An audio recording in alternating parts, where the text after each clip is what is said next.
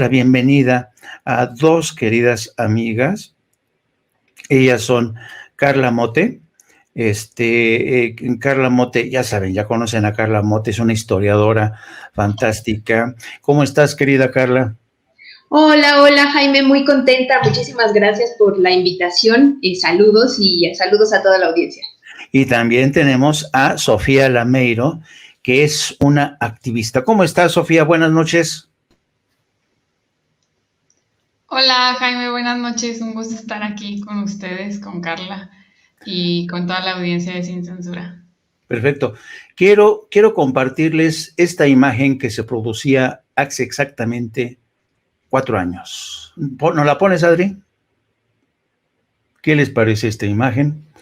Es la imagen, es el momento en que el Porfirio Muñoz Ledo, en aquel momento todavía Porfirio, todavía las cascaba, pero ya el pobrecito ya no furula, ya no le circula bien la ardilla por el cerebro, pero en ese momento pues todavía era un hombre amigo del presidente López Obrador, ya presidente ungido como presidente. Eso hace ya 4 años. Miren ustedes la imagen a la derecha de Enrique Peña Nieto, casi llorando por entregar esa banda presidencial. Hay que reconocerle, ¿no? Que a pesar de las lágrimas, pues no se atrevió a perpetrar otro fraude y le dio paso a Andrés Manuel López Obrador, pero sobre todo se rindió ante la evidencia de los millones de votos que dijeron: este día queremos un cambio, y nuestro elegido es Andrés Manuel López Obrador. 4 años han pasado, muchos dudaban de si acaso Andrés Manuel iba a ser capaz de poder con todo lo que había prometido, un enorme reto, muchos adversarios atrincherados, muchos, francotiradores por todos lados, muchos hombres descontentos, muchos intereses conspirando desde entonces. Pero hemos llegado al 4º año, queridas amigas, Carla Mote, y fíjense que yo quisiera arrancar con esto. Han pasado 4 años, y el presidente sigue gozando de un nivel de aceptación sin precedentes, el 71%. Y además, acabamos de constatar la marcha multitudinaria, más de 1 millón de personas que le dijeron: tú sigues siendo nuestro elegido, tú sigues siendo nuestro hombre en la silla presidencial, seguimos contigo y te respaldamos y te refrendamos nuestro apoyo. ¿Por qué no ponemos este primer video del presidente? Es el video número 1, en el que puso las encuestas, querida Adri.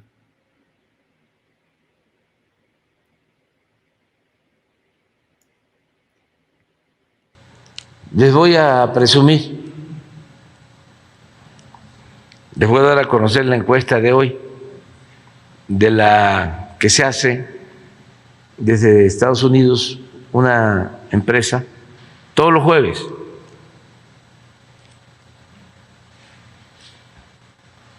Miren cómo estamos.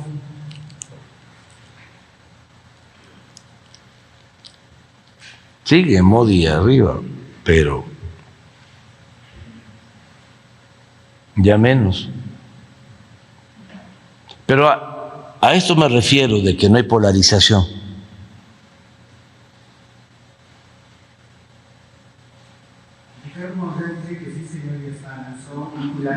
Pero pues esté en su derecho, como todos. No podemos pensar todos lo mismo. Yo estoy dando nada más mi opinión.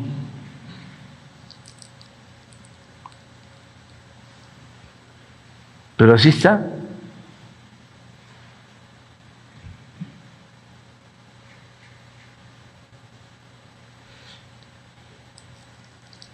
Y también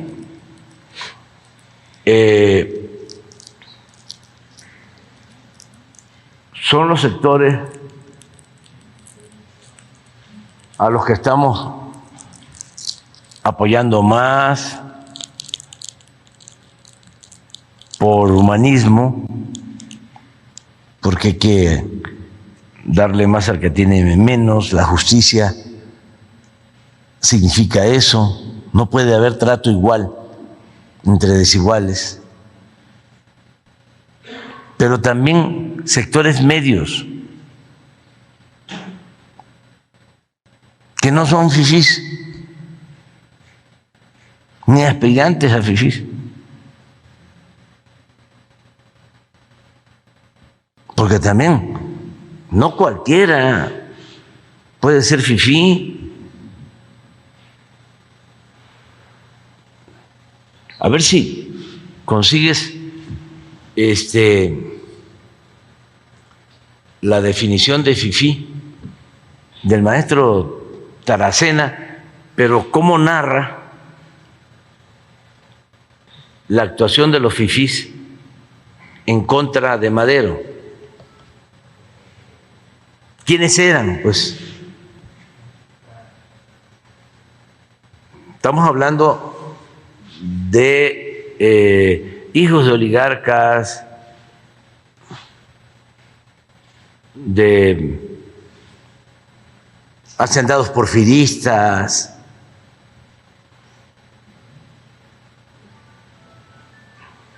a ver si antes de la quincena trágica, porque no fue la decena trágica.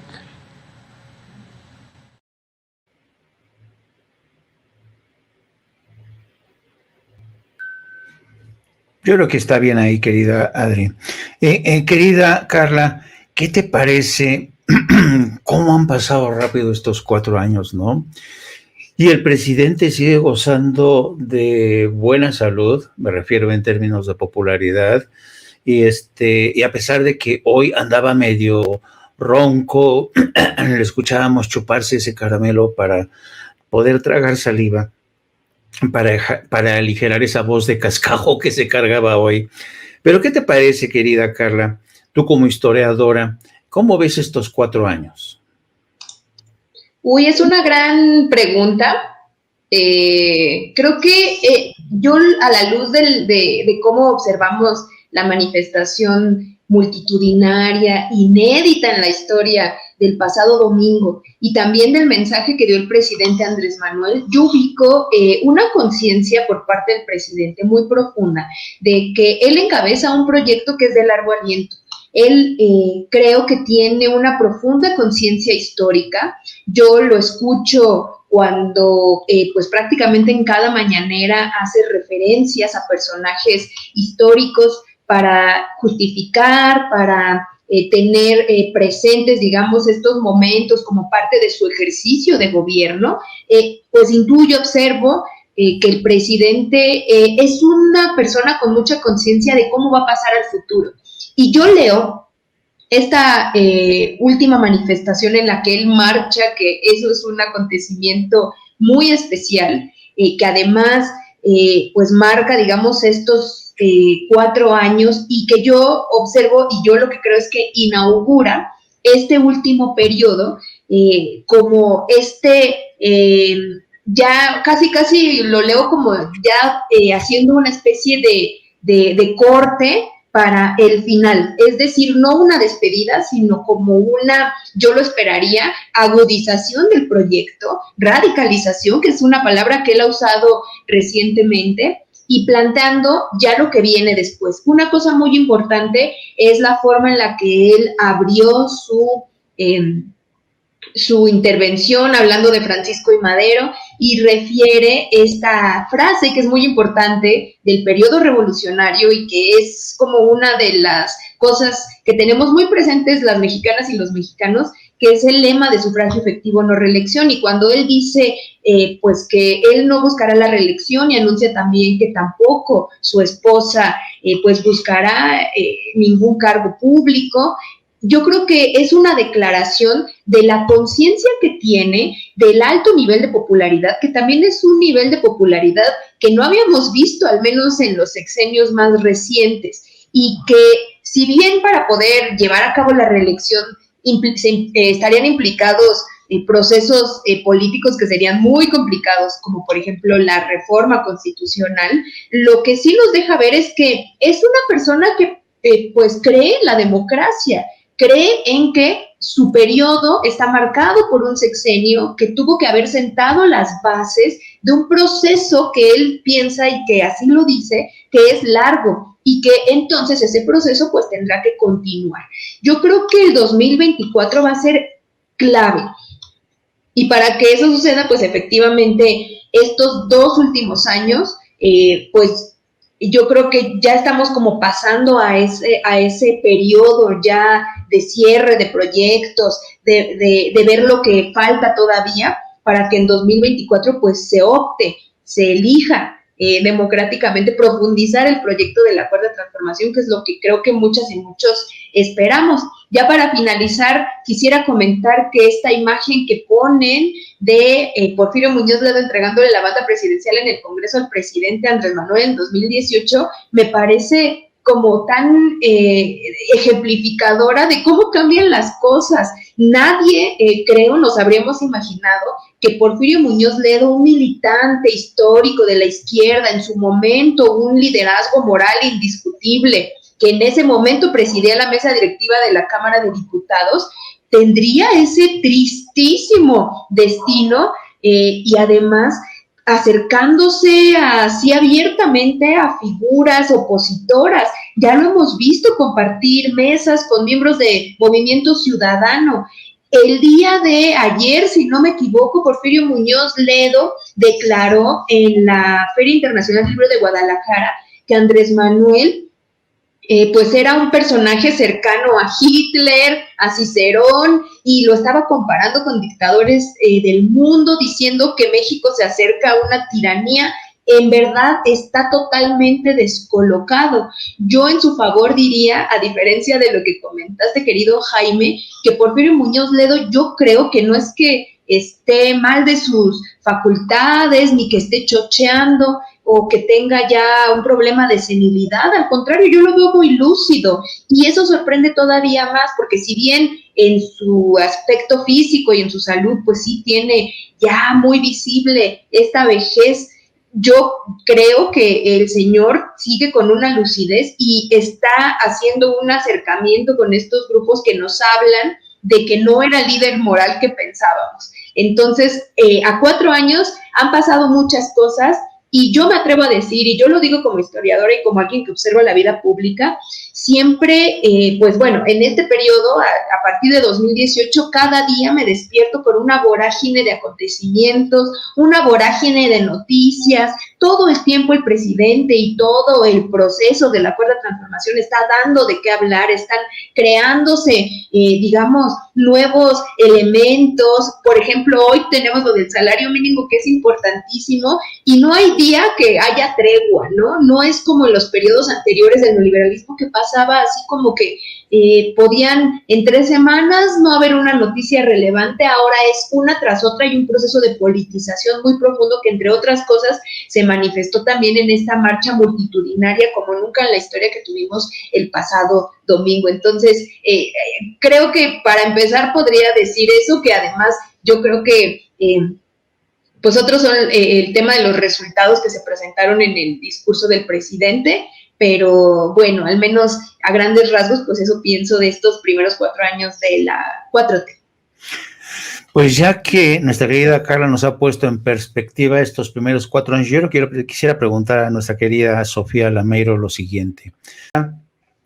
Ya nos presentó un poco, nos habló de las sensaciones de la marcha del pasado domingo, del refrendo popular, de los altos niveles de popularidad del presidente que tiene el presidente, pero también hay que tener en cuenta que hay una contranarrativa o una campaña para tratar de reducir o minimizar esto que ha ocurrido. Y yo quisiera que por eso nuestra querida Adriana nos pusiera esta, no sé si es video o foto de la denuncia que ha presentado Kenia Rabadán contra quien resulta responsable, contra el presidente, contra Morena, porque ella dice que se utilizaron fondos públicos para financiar la marcha y patatín patatá.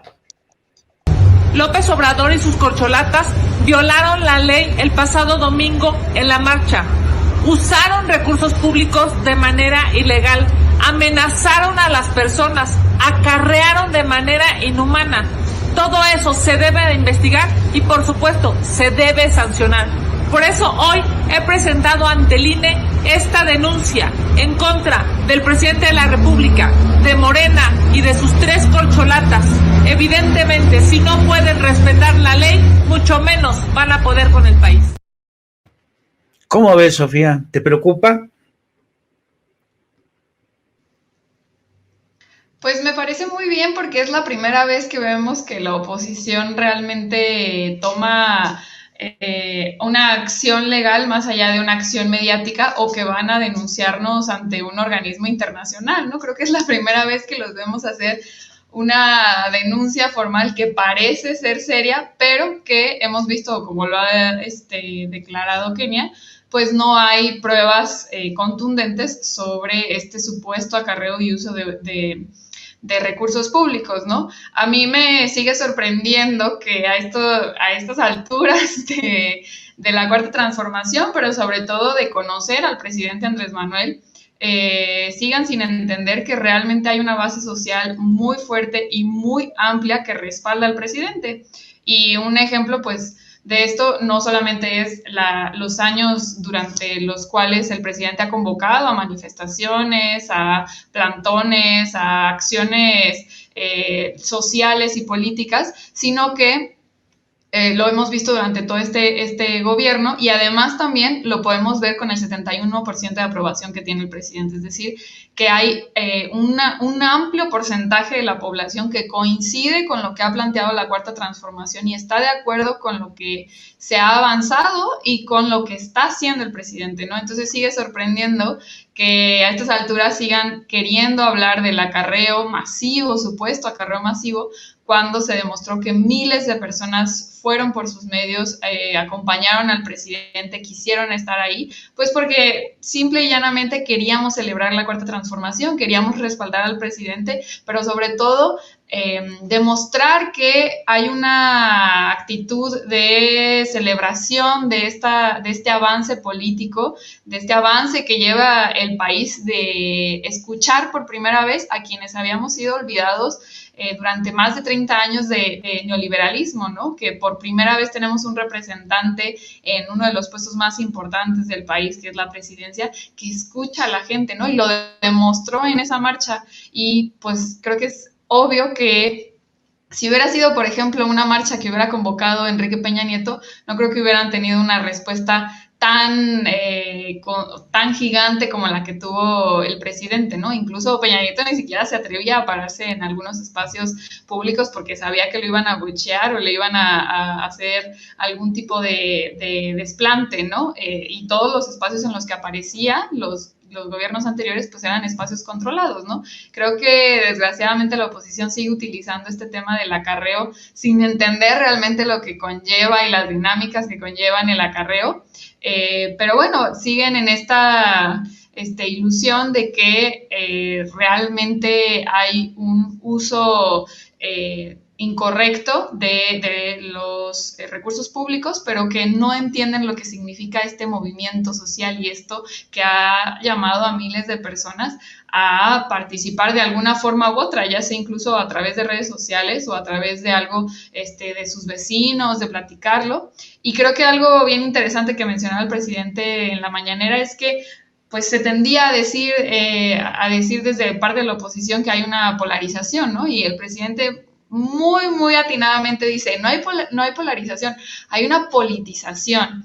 Y es que esto es una diferencia grandísima porque habla de que de alguna u otra forma la figura presidencial, o la figura más bien de Andrés Manuel López Obrador, llama a que la gente se involucre en política, ¿no? Yo creo que esta es una de las grandes victorias de la Cuarta Transformación y es que la vida pública realmente está siendo cada vez más pública.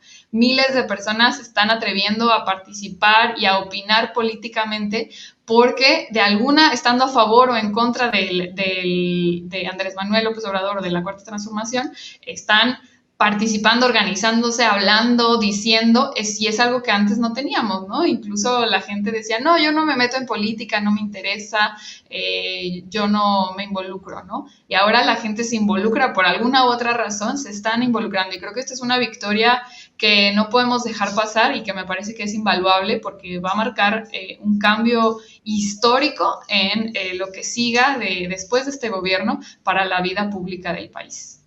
Sí, yo creo que una de las partes claves que has dicho tú es que esta gente, mucha gente, sobre todo las que lanzan diatribas contra López Obrador y el movimiento de la 4T, efectivamente todavía no entienden o no quieren entender.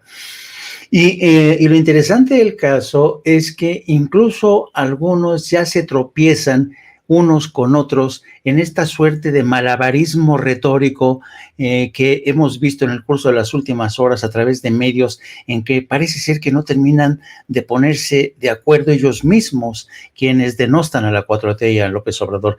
Y me gustaría por eso que nuestra querida Adriana nos pusiera el video X de Zuckerman con Denise Merker. Efectivamente, la marcha de este domingo fue impresionante. Creo que hubo muchísimas personas. Me parece increíble que hay quien lo niega. Leía yo también twitters que descalificaban toda la marcha y pensaba yo, sí, ¿en qué mundo estamos viviendo? Sí, sí. La marcha fue muchísima gente que siente una profunda identificación con Andrés Manuel López Obrador, que se siente finalmente representada, sí, mucho más allá de resultados de cualquier gobierno concretos y tangibles. Se siente finalmente representada y salió a decir. ¿Qué te parece, Sofía? Como que uno se asombran todavía en el caso de Denise, de que haya gente que todavía quiera seguir tapando el sol con un dedo. ¿Qué te parece esto? Sí, creo que es justamente ese elemento el que la oposición, que hay que decirlo con todas las palabras y los elementos, la oposición pertenece a una clase privilegiada y a una élite que jamás había tenido problemas de representación sobre sus intereses. Una cosa completamente que no era lo común en el país, ¿no? Durante muchísimos años, miles de personas, más del 70% de la población, no se sentía representada por la clase política.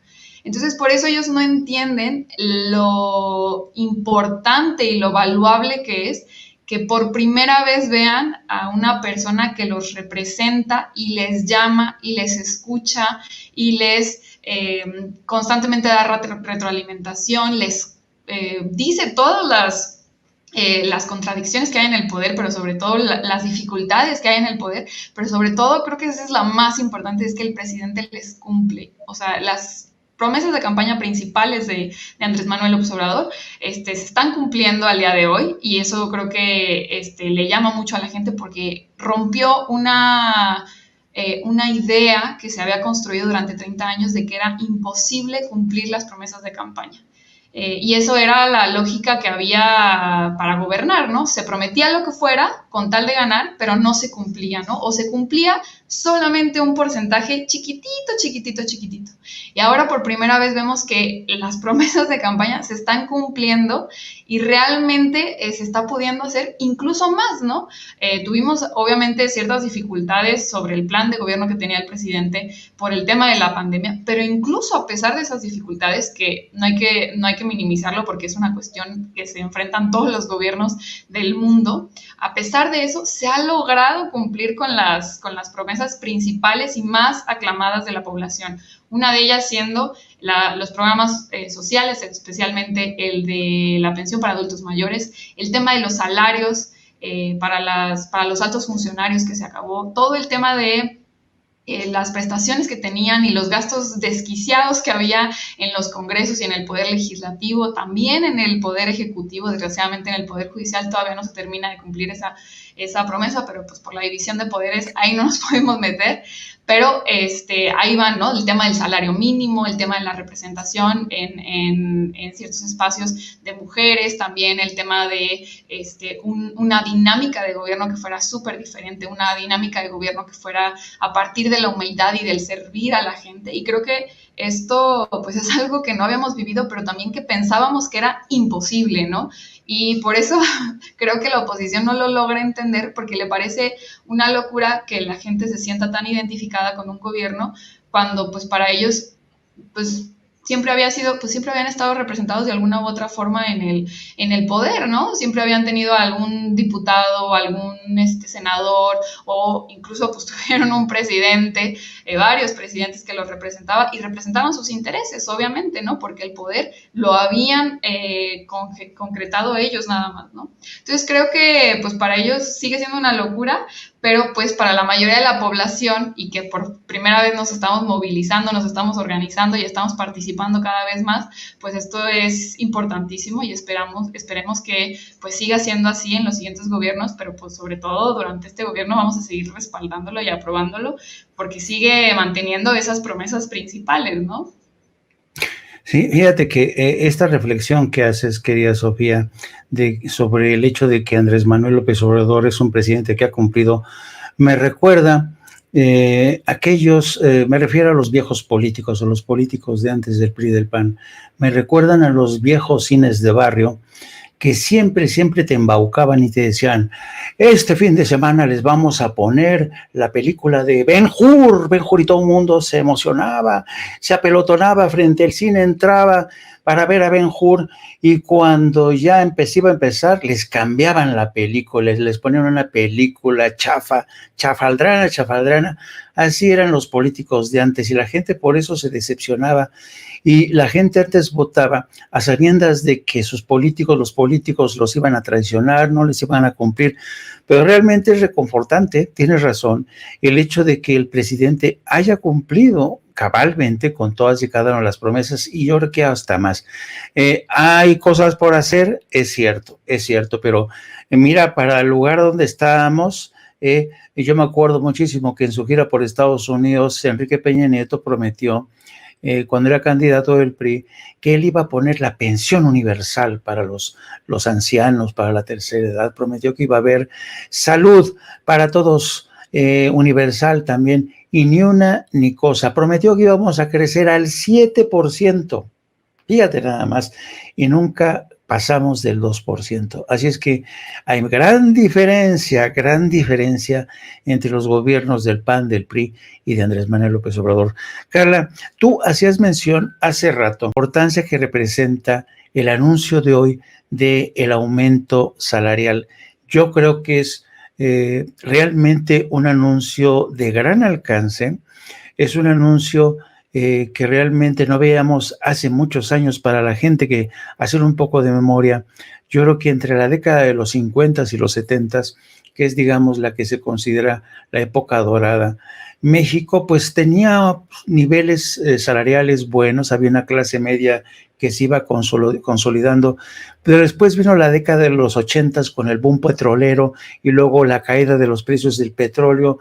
La clase media volvió a quedar al borde del abismo, y hacia el 2011, estando Felipe Calderón en la presidencia, en el 2011, llegamos a tener el salario más bajo de toda América Latina. Pues Nicaragua tenía mejores salarios que nosotros, Honduras tenía mejores salarios que nosotros, Bolivia, y en aquel entonces, pues Felipe Calderón decía, no podemos aumentar los salarios tienen que servirnos como una herramienta de contención para que no se desate una espiral inflacionaria que va a ser criminal. Pero hoy hemos visto cómo, en un acto realmente sin precedentes, el presidente dio paso a la Secretaría del Trabajo, que llegó acompañada de los representantes patronal, sindical y del gobierno, para suscribir un acuerdo que seguramente va a ser histórico. ¿Tenemos ese video, querida Adri? Muy buena noticia. Y quiero aprovechar para agradecerle al sector obrero y de manera muy especial al sector empresarial, porque ya llegaron a un acuerdo para el aumento al salario mínimo.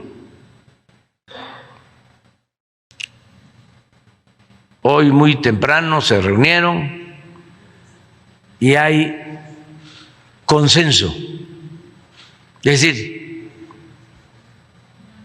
sector obrero, sector empresarial y gobierno coinciden una vez más en el incremento al salario mínimo.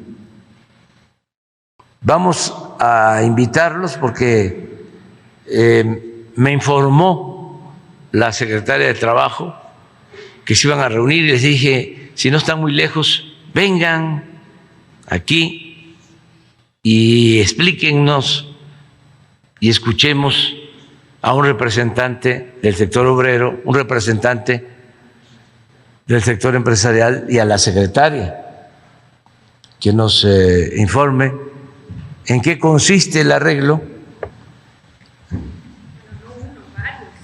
Varios arreglos. ¿Cómo? Y se quisieron venir todos, porque son varios. Todos son representantes de la comisión. Un aplauso.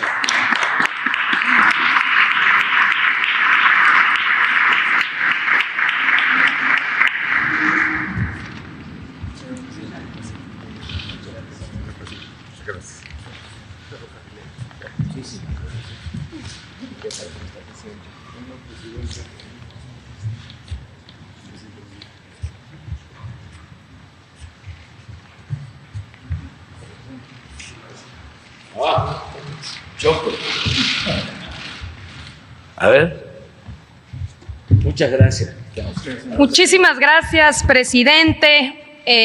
Como bien acaba de señalar el presidente, esta mañana en el seno de la Comisión Nacional de Salarios Mínimos, por unanimidad, por consenso entre el sector empresarial, el sector obrero y el gobierno, se decidió y se definió un incremento del 20% al salario mínimo en 2023. Esto significa, si nos ayudan con la presentación, que a partir del 1 de enero del próximo año, el salario mínimo general pasará de 172 pesos diarios a 207. Es un incremento de 1,052 pesos al mes. También se definió un incremento del 20% en el caso de la zona libre de la frontera norte, por lo cual pasará de 260 a 312 pesos al día. Un incremento de 1,584 pesos mensuales adicionales. Aquí, como pueden ver, adelante, tenemos, presidente, una comparación de lo que ha significado en términos de capacidad adquisitiva en los tres principales elementos de la canasta básica.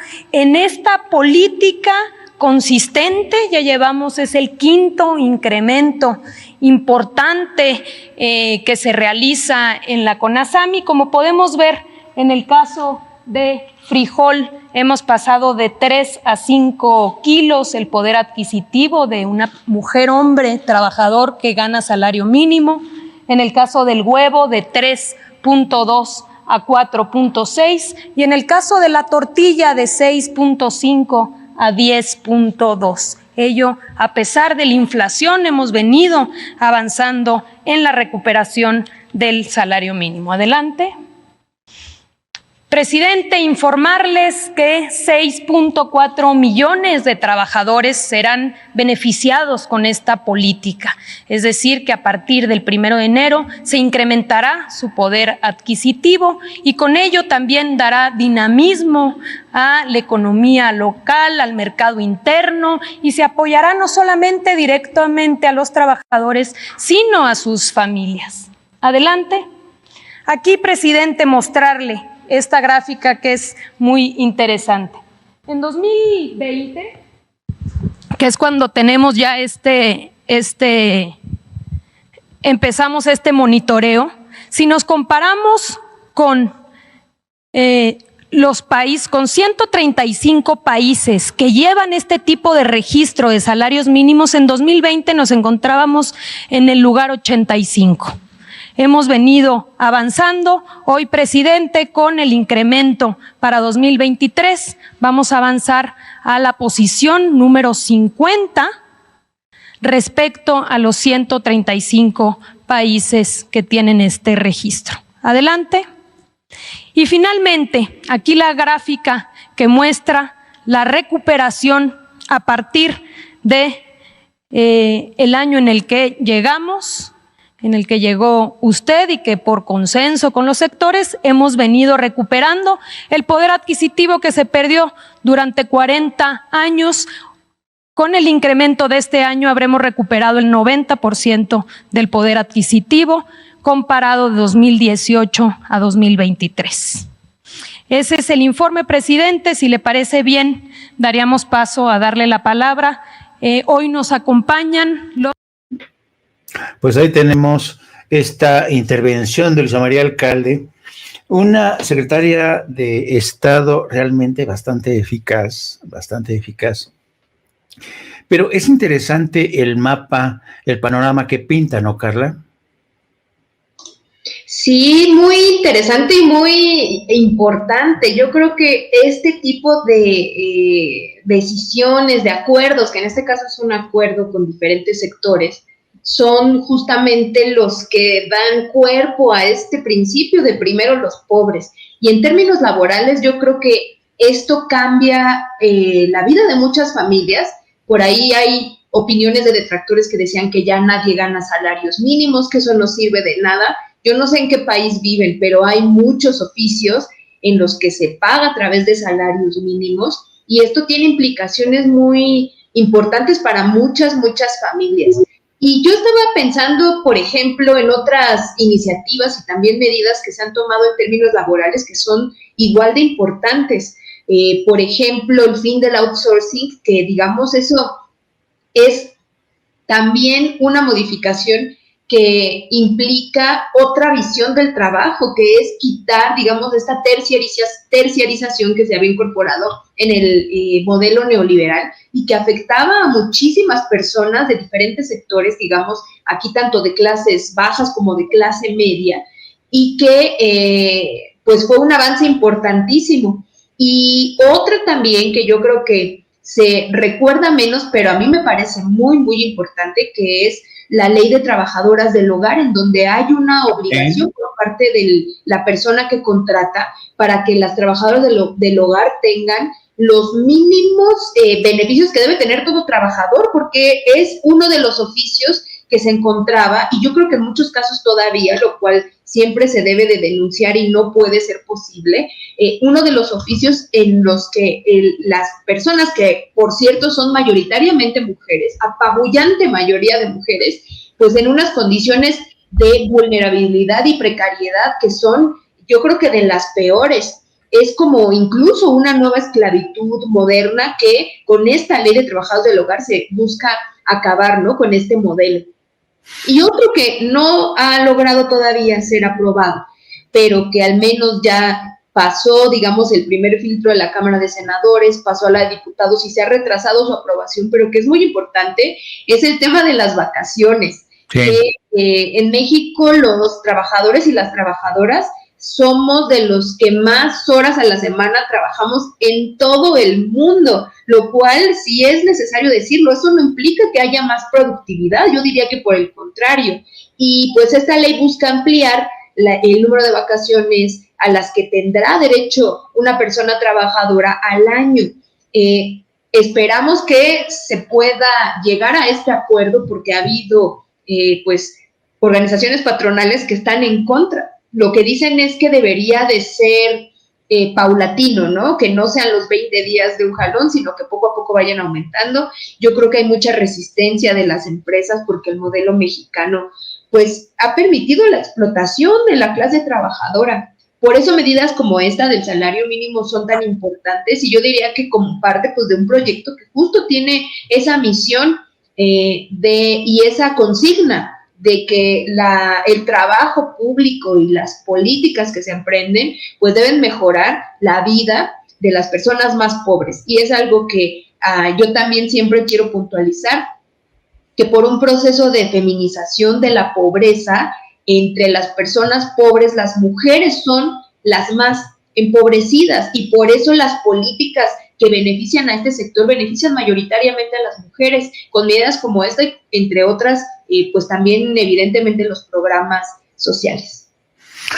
Tienes mucha razón. Querida Sofía, mencionaba antes yo que uno de los grandes argumentos que había antes contra el aumento salarial era que el argumento de la inflación, decían, no podemos aumentar los salarios porque se va a disparar la inflación. Ese fue el argumento eterno de la patronal. No, porque de nada va a servir, de nada va a servir que aumentemos el salario para que se van a disparar los precios. Pero claro, en aquel entonces no había un control eficaz de los precios como ahora creemos que sí lo hay, y de en cierta manera sí lo hay. Pero también había un segundo argumento, querida Sofía, a ver qué opinas de esto. Antes se decía que si México aumentaba el salario mínimo, tanto aquí en la zona centro como en la frontera, lo que hacíamos es minar, reducir la competitividad de México frente a países como China, que ofrecía salarios más bajos, y entonces decían, no, México es muy competitivo con estos salarios mínimos, nos están llegando empresas de maquilas, que quieren que haya salarios mínimos, que no haya sindicatos. ¿Tú crees que ese argumento de que a México lo hacía más competitivo los salarios mínimos se sigue sosteniendo hoy? Yo creo que totalmente se rompió el mito neoliberal de estos dos argumentos que mencionas. Uno, el de la inflación, y el dos, sobre la competitividad de la mano de obra mexicana. Creo que el presidente ha demostrado que se necesita, obviamente, una voluntad política bastante certera para lograr este tipo de acuerdos, porque hay que recordarlo que es un acuerdo entre el sector obrero, el sector patronal y sobre todo el gobierno, pero que también hay un manejo por parte del gobierno para mejorar la calidad de vida y el poder adquisitivo del salario mexicano, ¿no? Del trabajador y trabajadora mexicana, ¿no? Y creo que esto es importante porque hemos visto que hay un montón de medidas que han acompañado este aumento, y que a pesar de la inflación, que hay que mencionarlo, esta inflación es mundial. México tiene el menor impacto en términos, por ejemplo, de energéticos. Hay ahora un acuerdo con el sector primario en términos de producción de alimentos para también controlar los precios el próximo año y que no haya una afectación tan grande, pero sobre todo se va a ir acompañado ahora de este aumento del 20% del salario mínimo, ¿no? Y creo que es impresionante en la última gráfica que muestra Luisa María Alcalde en la mañanera, de cuánto se ha aumentado el poder adquisitivo del salario mexicano, ¿no? Es el 90% en estos 4 años de gobierno. Y eso yo creo que es impresionante, ¿no? A pesar de lo que nos estamos enfrentando como de lo post-pandemia, todas las dificultades que hemos tenido que enfrentar, hay un aumento en el poder adquisitivo, ¿no? Yo no me quiero imaginar si no hubiéramos tenido un gobierno como el de ahora y hubiéramos tenido que enfrentar la pandemia, ¿en dónde estarían nuestros salarios? ¿En dónde estaría el bienestar del pueblo mexicano, ¿no? Yo no me lo quiero imaginar porque no puedo pensar en un momento tan terrorífico como eso, ¿no? Y creo que, como también mencionaba Carla, pues hay un acompañamiento de otro tipo de medidas que han dejado bien parado el querer mejorar el bienestar mexicano, ¿no? De los trabajadores mexicanos. Ahí vi que había un promedio de 6.4 millones de trabajadores y trabajadoras que serían beneficiados por este aumento, y creo que pues eso habla muy bien de cómo se va a beneficiar. Obviamente esto es en el sector formal, pero también esperamos que se vea reflejado en el sector informal. De alguna u otra forma se va a ver reflejado, ya sea a través del consumo o también en el igualar los salarios a través del sector informal, ¿no? Que pues también es otra de las cosas que se ha querido enfrentar para que más personas vean que el sector informal no tiene tantos beneficios como el sector formal, ¿no? Y que tanto empresarios como trabajadores vean más viable que se pueda mantener en la formalidad, ¿no? Creo que esto también pues es parte de uno de los combates a la corrupción que son importantes y que van a generar a la larga que más gente pueda optar por la formalidad gracias a las acciones que se han hecho y se han emprendido a través del SAT, ¿no? Que creo que ahí es otra cara de la moneda que también es interesante que se hable de cómo el SAT ha facilitado varios trámites para los pequeños y medianos empresarios, justamente para que puedan mudarse a sistemas de formalidad mucho más accesibles y mucho más amigables en términos de que no les afecten sus finanzas, ¿no? Porque antes creo que no había un enfoque de beneficiar al pequeño y al mediano empresario, ¿no? Y ahora sí hay un enfoque respecto a esto, ¿no? Y además también, pues obviamente de los trabajadores y trabajadoras, ¿no? Creo que esto es una cuestión de justicia social que se le debía al pueblo mexicano desde hace más de 30 años y que por primera vez estamos viendo, ¿no? El tema de las vacaciones también es importantísimo. Creo también, ya será tal vez para una conversación más a futuro, creo que también el tema de las horas laborales va a ser importante también que se empiece a subir a la mesa de discusión, que se empiece a generar, tal vez nos tocará, yo creo que hasta el próximo sexenio, porque es una apuesta también muy, muy interesante, pero creo que vamos en ese sentido y también en cambiar el enfoque que hay sobre la mano de obra mexicana, ¿no? Que no solamente somos esa mano de obra que se puede ser utilizada, y digo la palabra utilizada porque así era, porque no había derechos laborales, por las empresas transnacionales, ¿no? No solamente se utiliza para las empresas nacionales, sino que también puede haber un cambio en cómo debe de ser la mano de obra mexicana, ¿no? Normalmente siempre quieren poner la comparativa con China, con su mano de obra muy barata y todo esto, pero no se ve cómo China ha logrado transformar también su mano de obra, ¿no? Ahora no es solamente un productor de mercancía, sino que también son generadores de tecnologías, de inteligencia, todo esto, ¿no? Y creo que ha profesionalizado, China ha logrado profesionalizar en un periodo de tiempo su mano de obra y justamente porque había un proyecto para lograr esto sin abandonar tampoco a la clase trabajadora, ¿no? Y creo que México solamente aplicó la de abaratar su mano de obra sin un proyecto para profesionalizarla, ¿no? No era el intento de, bueno, tenemos fuentes de empleo, pero que eventualmente estas fuentes de empleo van a generar cierto bienestar para que las siguientes generaciones tengan una profesionalización sobre lo que pueden hacer, ¿no? No, aquí simplemente se dejó con un abandono de la clase trabajadora y obviamente pues esto generó problemáticas generacionales y que pues el pueblo mexicano, a pesar de que es uno de los que más horas invierte en trabajo y más produce en términos de sus horas laborales, es el que tenía, al menos con datos hasta el 2017, con el que tenía menos rendimiento de su pago, ¿no? Y lo vemos también pues reflejado en cuanto hemos aumentado el poder adquisitivo del salario mínimo, ¿no? Sí.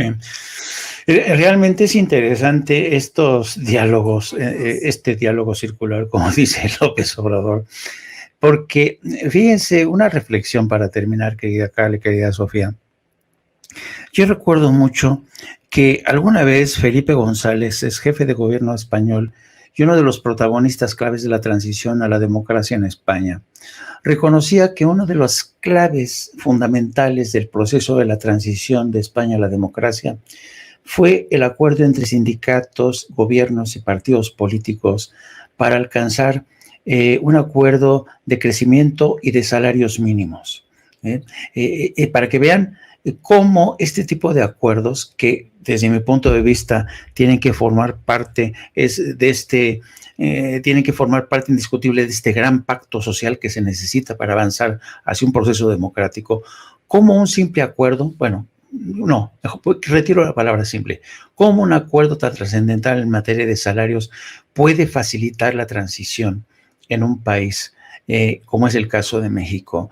Yo estoy seguro que cuando se escriba la historia, no a partir de este tipo de datos actos de gobierno del presidente López Obrador, nos vamos a acordar de esta fecha, de cuando se autorizó un aumento del 20% para el 2023, y yo estoy convencido que se va ya a la distancia, se va a ver quizá como un punto central y eficaz de un proceso de transición hacia una democracia más plena, porque como decía al inicio de este tema, Carla, yo creo que el aumento salarial supone, quizá es la vía ideal para sacar de la pobreza a millones.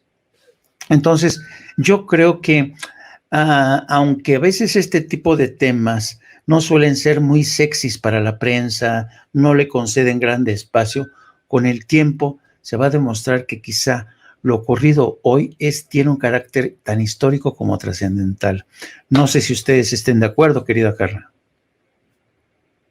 Totalmente de acuerdo, y también creo que se va a pensar en este momento como un periodo en el que se está agudizando, como yo lo venía diciendo, el proyecto de la Cuarta Transformación, también porque hay una reacción. Ya vimos a la ultraderecha mexicana reunirse aquí con miembros de la ultraderecha internacional.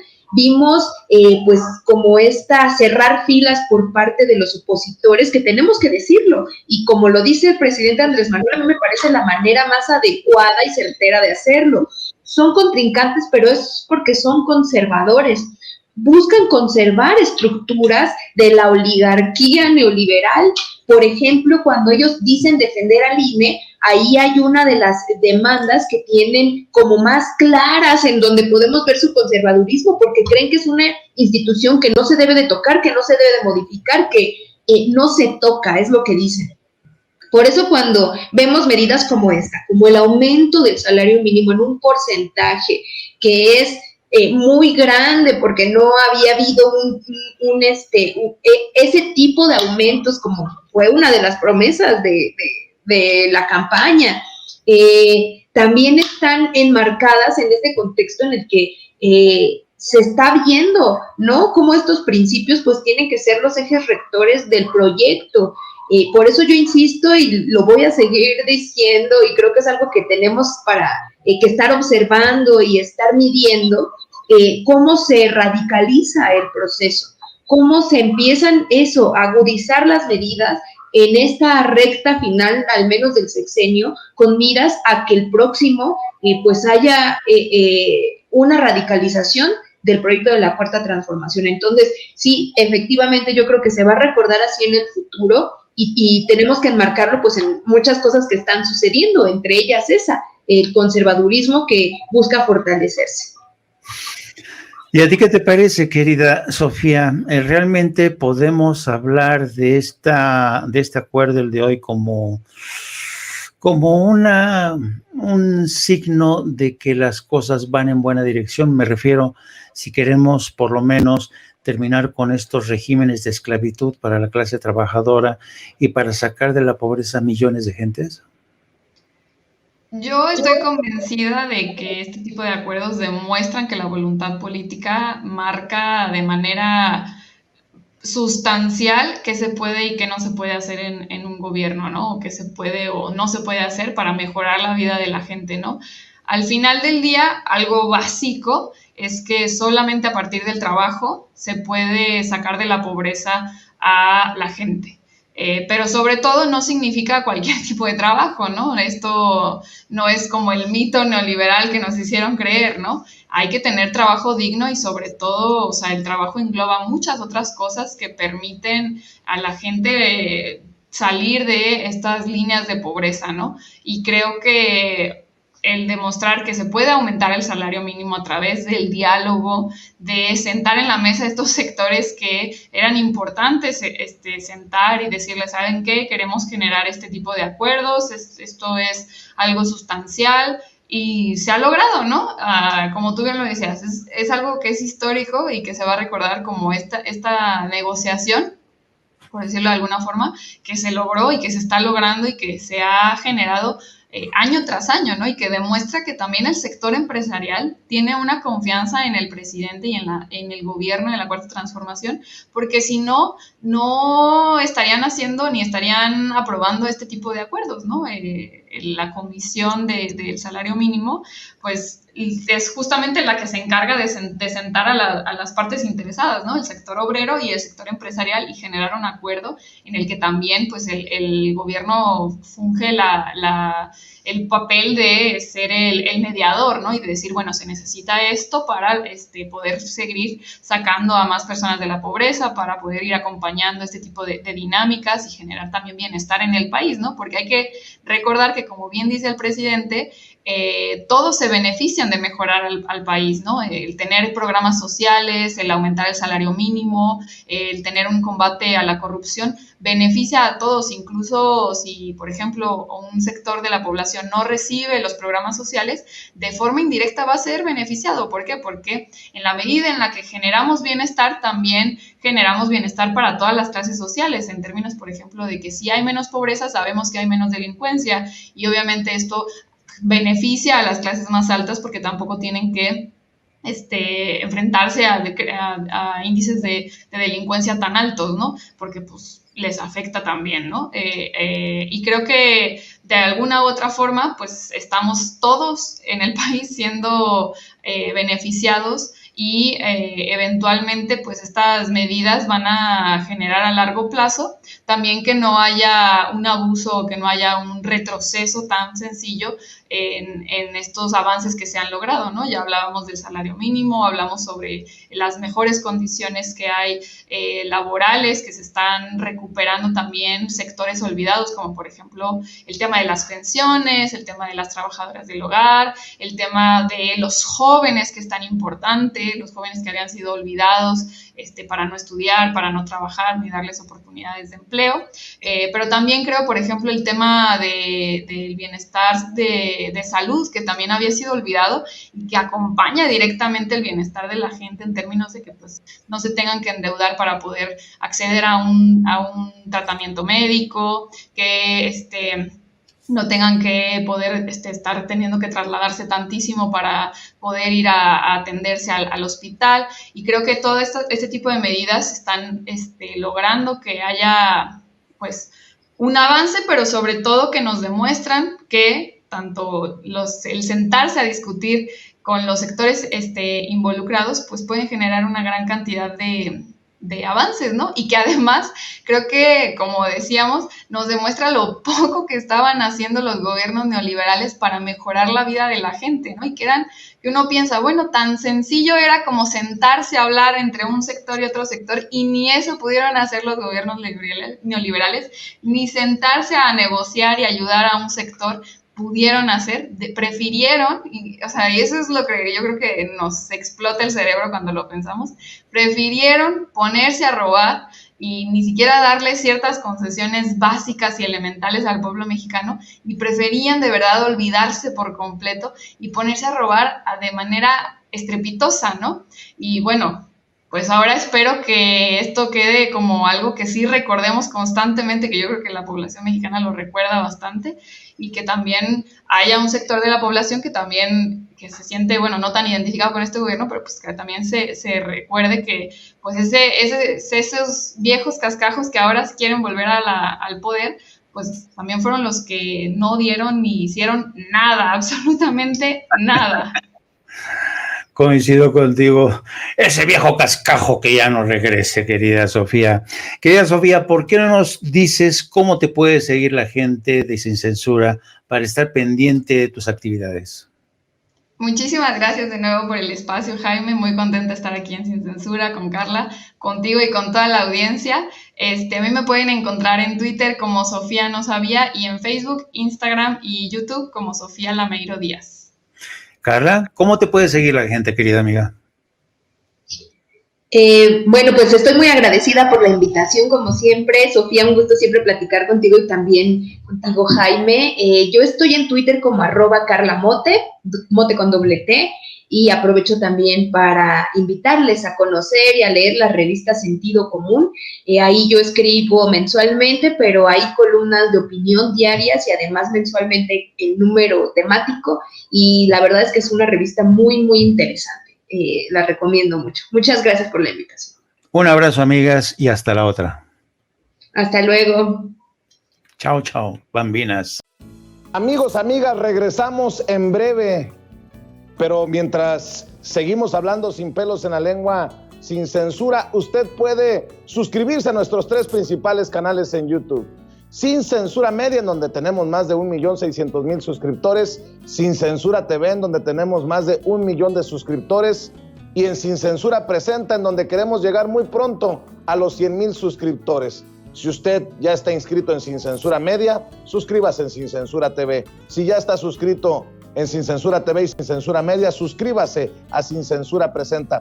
Recuerde que es gratis, no tiene que sacar un solo centavo de su bolsillo para apoyarnos. Dele clic en la campanita para que los señores y señoras de YouTube envíen las notificaciones cuando estemos transmitiendo en vivo y en directo o estemos subiendo videos.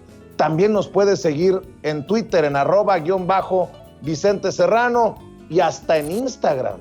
Ojo, también estamos en Instagram. Son nuestras redes sociales y con el apoyo de ustedes seguimos creciendo, porque con ustedes todo, sin ustedes nada.